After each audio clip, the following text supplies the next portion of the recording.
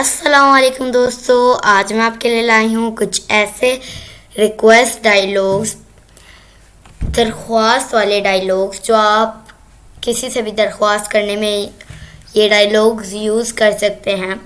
اگر آپ کو کسی سے بھی درخواست کرنی ہے یا پھر لکھنی ہے یا پھر انگلش میں بولنی ہے یا پھر اردو میں بولنی ہے، جس طرح بھی بولنی ہے آپ بول سکتے ہیں. میں ان جملوں کو آپ کو انگلش میں بھی اور اردو میں بھی ٹرانسلیٹ کر کے بتاؤں گی.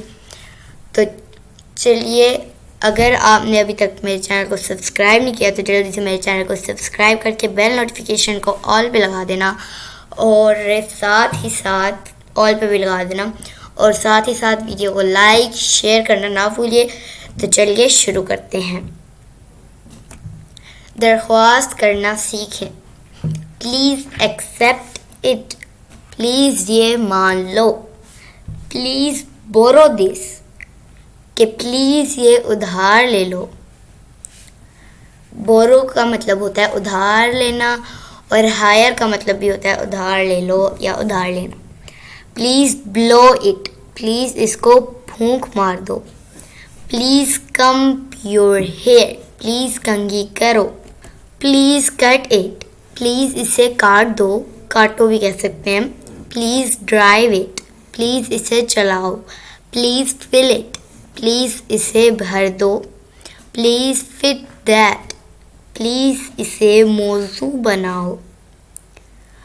پلیز گو دیر.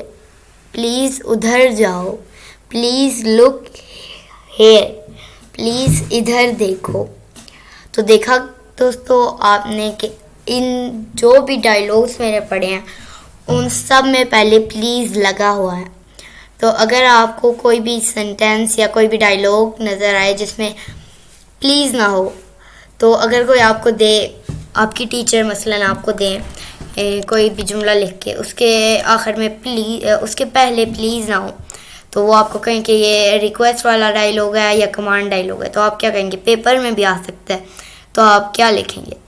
تو یہ اپنے ذہن میں بات بٹھا لیں، جس ڈائیلاگ یا جس بھی سینٹینس کے پیچھے پلیز ہوتا ہے وہ ریکویسٹ ڈائیلاگ ہوتا ہے، اور جس کے پیچھے نہیں ہوتا پلیز وہ ہوتا ہے کمانڈ ڈائیلاگ. جیسے اس کے پیچھے سے ہم مثلاً پلیز ہٹا دیتے ہیں تو فل اٹ بنتا ہے، اسے بھر دو، یہ کمانڈ ڈائیلاگ ہے.